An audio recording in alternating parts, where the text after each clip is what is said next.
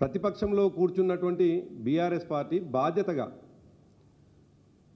ఎన్నికల ముందు హామీలు ఇచ్చి ఇష్టం వచ్చిన హామీలు ఇచ్చి ప్రజల్ని రెచ్చగొట్టి తద్వారా అధికారంలోకి వచ్చినటువంటి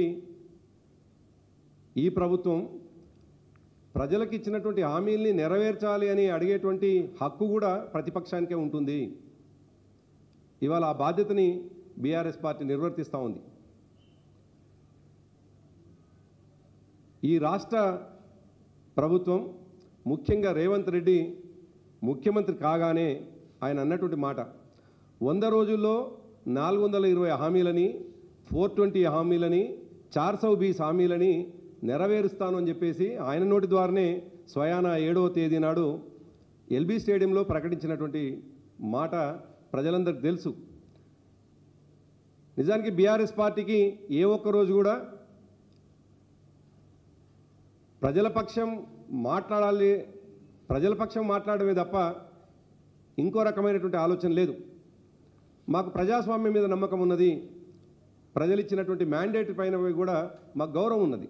కాబట్టే 2000 వాళ్ళు ఇచ్చినటువంటి హామీలని నెరవేర్చమని చెప్పి చాలా స్పష్టంగా అనేక సందర్భాల్లో మేము ప్రశ్నిస్తూనే ఉన్నాం. దానితో పాటు 100 రోజుల హామీ, 100 రోజుల తర్వాత నేను హామీ నెరవేరుస్తా అని చెప్పినటువంటి రేవంత్ రెడ్డిని 100 రోజుల తర్వాత మేము ప్రశ్నించడం మొదలుపెట్టినాం. దాని కొనసాగింపగానే ఆయన చెప్పినట్టుగానే రైతు బంధు విషయంలో కావచ్చు, అదేవిధంగా రుణమాఫీ విషయంలో కావచ్చు, నీటిపారుదల విషయంలో నీ ప్రభుత్వ వైఖరి ప్రజలకు వ్యతిరేకంగా ఉన్నది, ప్రజల్ని మోసం చేసే పద్ధతిలో ఉంది అనేటువంటి మాటని మేము మాట్లాడుతున్నాం. మరి అటువంటి సందర్భంలో రేవంత్ రెడ్డి ఆయన నోటి నుంచలే స్వయాన ఆయన మాత్రమే మాట్లాడినటువంటి మాటలు.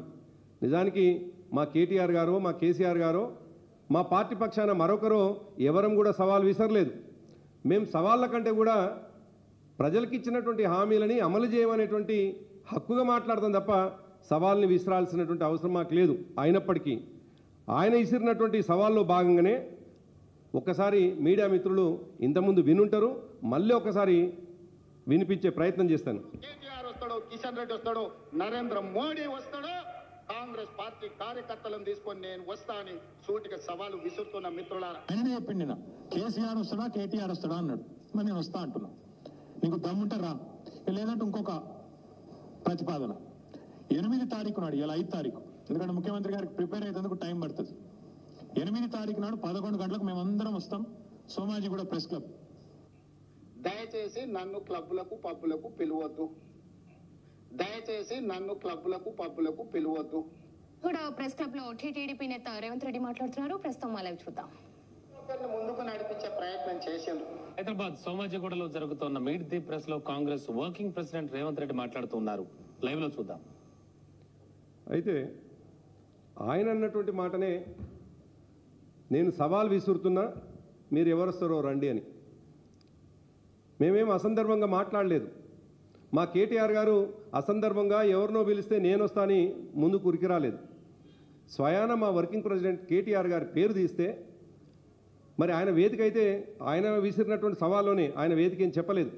అది అసెంబ్లీ అన్నాడా, మరో ప్లేస్ అన్నాడా, ఆయన సవాల్ విసిరింది కాబట్టి గౌరవప్రదంగా ప్రజల గొంతుకగా ఉండేటువంటి ప్రజాస్వామ్యం అంటే ప్రజాస్వామ్య విలువలకు అనేక సందర్భాల్లో గౌరవంగా వేదిక అవుతున్నటువంటి సోమాజిగూడ ప్రెస్ క్లబ్కు రమ్మని చెప్పేసి మా కేటీఆర్ గారు ఆయన సవాల్ని స్వీకరించినారు.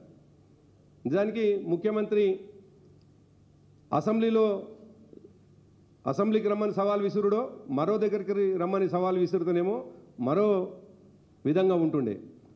ఆయన సవాల్ను స్వీకరించి సోమాజిగూడ ప్రెస్ క్లబ్కు రమ్మని చెప్పేసి మేము మాట్లాడితే ఇంతకుముందు మీకు వినిపించినట్టుగా సోమాజిగూడ ప్రెస్ క్లబ్ని క్లబ్బులు పబ్బులు అని చెప్పేసి అవమానపరచడం చాలా దుర్మార్గం. దీన్ని బీఆర్ఎస్ పార్టీ తీవ్రంగా ఖండిస్తూ ఉంది. ఇవాళ ప్రజా సమస్యలకు అనేక సందర్భాల్లో ఢిల్లీలోని కాన్స్టిట్యూషన్ క్లబ్, హైదరాబాద్లోని ప్రెస్ క్లబ్బులు అనేక చర్చలకు అవకాశం ఇచ్చినాయి. గొంతుక లేని వాళ్లకు గొంతుకైంది సోమాజిగూడ ప్రెస్ క్లబ్. అనేక మంది మేధావులు ఆదివాసీల నుండి మొదలుకొని లంబాడి తండాల్లో ఉన్నటువంటి గూడాల్లో ఉన్నటువంటి వారి గొంతుకగా అనేక సమావేశాలు నిర్వహించింది ఇవాళ Somajiguda press club. Somajiguda press club అంటే మరి దురదృష్టం ఏంటంటే రేవంత్ రెడ్డి లేదు ఆయన 2014 ముందుకున్నటువంటి కాంగ్రెస్ పార్టీ నడిపించినటువంటి క్లబ్ అంటే పేకాట క్లబ్లు అనుకుంటున్నాడు ఆయన. ఇండ్లల్లో వాళ్ళు నడుపుతున్నటువంటి పేకాట క్లబ్బుల్ని మేధావులు అందరూ కూర్చుంటూ మావో చెప్పినట్టుగా 100 పూలు వికసించాలి, 1000 ఆలోచనలు వర్ధిల్లాలని ఏదైతే మావో చెప్పినాడో, సంఘర్షించాలని మావో చెప్పినాడో ఆ పద్ధతిలో ఇవాళ ప్రతి క్లబ్ కూడా అది పోలీస్ ఆఫీసర్స్ క్లబ్ కావచ్చు, ఆఫీసర్స్ క్లబ్ కావచ్చు, కాన్స్టిట్యూషన్ క్లబ్ కావచ్చు, అనేక మంది మరి ఒక 10 మంది కలిసేటువంటి కలయిక కలిసినటువంటి క్లబ్ని ఇవాళ పేకాట క్లబ్ లాగా మాట్లాడి పబ్బులాగా మాట్లాడి ఇవాళ జర్నలిస్టులని అవమానపరిచినటువంటి రేవంత్ రెడ్డి జర్నలిస్ట్ సమాజానికి క్షమాపణ చెప్పాలని చెప్పేసి డిమాండ్ చేస్తూ ఉన్నాం. అదే సోమాజిగూడ క్లబ్లో ఈ మాట్లాడుతున్నటువంటి రేవంత్ రెడ్డి సరిగ్గా ముఖ్యమంత్రి అయ్యే కంటే 20 రోజుల ముందు సోమాజిగూడ ప్రెస్ క్లబ్లో ఆయన ప్రెస్ మీట్ పెట్టినటువంటి విషయాన్ని మర్చిపోయిండు. సోమాజిగూడ ప్రెస్ క్లబ్ వేదికగా మా ప్రభుత్వం పైన అనేక విమర్శలు చేసినటువంటి రేవంత్ రెడ్డి ఆ సోమాజిగూడ ప్రెస్ క్లబ్ని అవమానించడం అనేటువంటిది దుర్మార్గం. రేవంత్ రెడ్డికి ఒక లక్షణం ఉన్నది, ఏరు దాటగానే తప్ప